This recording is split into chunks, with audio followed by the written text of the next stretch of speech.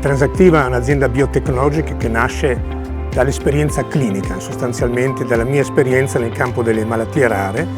Mi sono occupato di questo per molti anni e mi sono chiesto come possiamo utilizzare nuove tecnologie per produrre farmaci e per trattare pazienti che costano tantissimo per il sistema sanitario.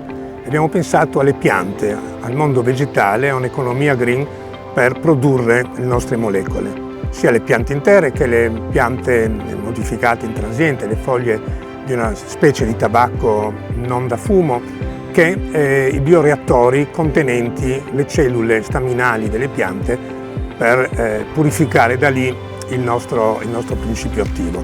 E questo è proprio il progetto che è stato finanziato con fondi della Comunità Europea, della Regione, che è il Porphase 1420.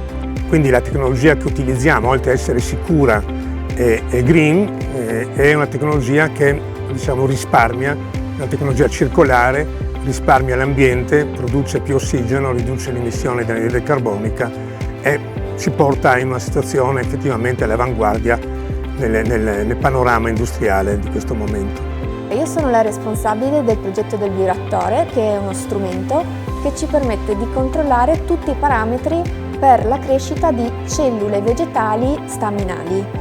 In pratica noi possiamo controllare il pH, la temperatura, i nutrimenti di queste cellule che andranno poi a esprimere la proteina di interesse. Possiamo o farle esprimere nel liquido in cui loro vivono, oppure possiamo farle esprimere direttamente nelle cellule, che andremo quindi poi a raccogliere dopo 3 settimane, un mese, e andremo a estrarre da loro la nostra proteina di interesse. Questo sistema ci permette di ottenere proteine di altissima qualità e di altissima purezza.